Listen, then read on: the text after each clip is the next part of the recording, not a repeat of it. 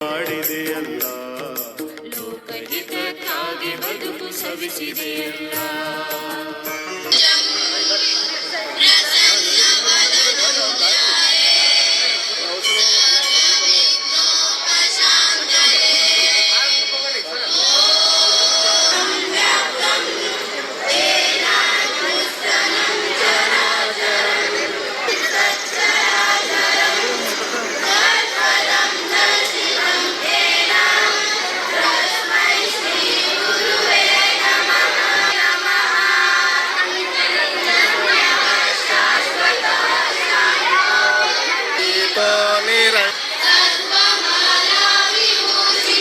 ಪ್ರಣಾಮವನ್ನು ಅರ್ಪಿಸಿ ತಾಯಂದಿಗೆ ಪೂಜ್ಯರು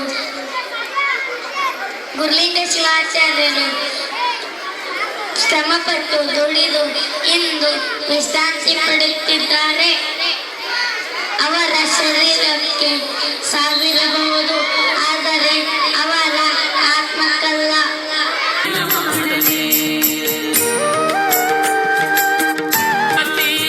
ಭಕ್ತರ ಪ್ರೀತಿ ಭಕ್ತಿಯ ಧೂಪ ಹಾಕಲೇ